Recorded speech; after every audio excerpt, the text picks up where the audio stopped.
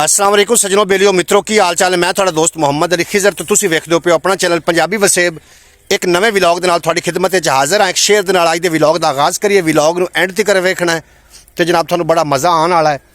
इन्नी कु मैं अज दलेरी कीती है, दुख दे दुख दी लाट उचेरी कीती है। वरियां बाद मैं अपने हत्थी आया वां, अज मैं अपने नाल बतेरी कीती है। आपां मजीद शेयर भी शामिल करने ने, विलॉग नूं एंड तक वेखना है।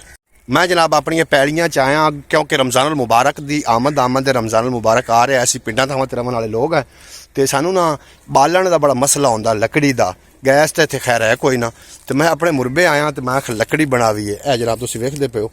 मैं अज जनाब लकड़ी बनाईंदा वना क्योंकि रमज़ान मुबारक आ रहा, रोज़े रखने तो साफ ज़ाहिर है गैस कोई नहीं। अगर गैस है भी तो बड़ी महंगी है, वो लवींदी भी नहीं। मैं तुहानूं थोड़ा ढारी का नज़ारा भी करावां। इत्थे किसे रुत ए जनाब किसे रुत इत्थे बड़ा वड्डा डेरा हुंदा, बड़ी गम गम आउंदी है। तो हुण वेखो ए इट्टां पईयां ने और आ एक मुन खड़ोता है भी जनाब लकड़ी लवन वास्ते आया। सो मैं अगे रमज़ान मुबारक आ रहा है तो चाहिए असी पहले ही लकड़ी का बंदोबस्त करके रख लीए।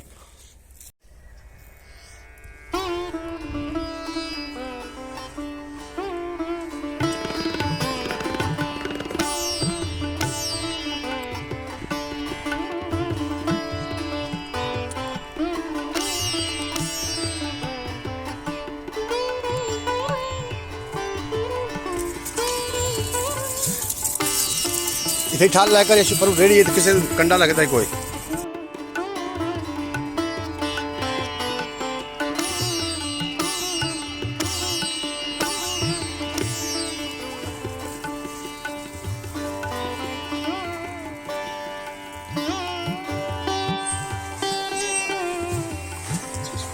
बग्गे का बेली है, रिजवान आया बैठे बग्गे भी अड्डे ते गए।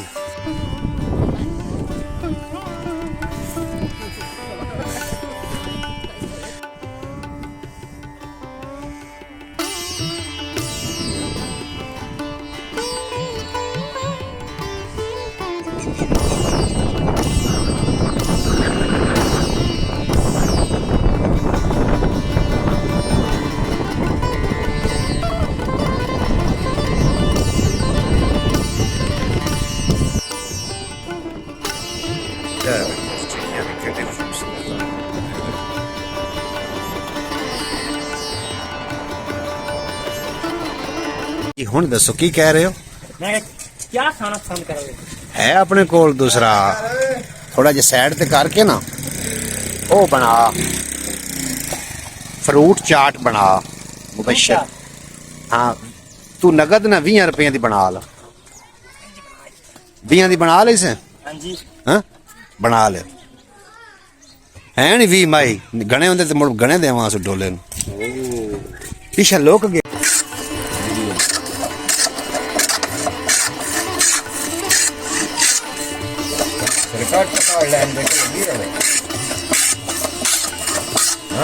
अमीन लगी रहा जो तू मेरे बाद लड़े हो ना मैं तेरी गाल सरी भी नहीं कड्डू।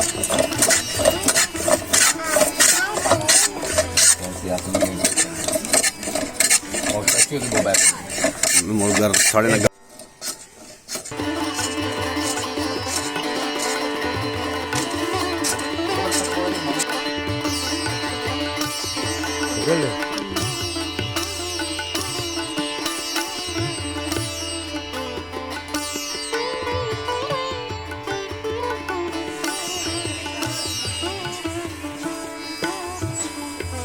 मैं आना भी दही ले आवे।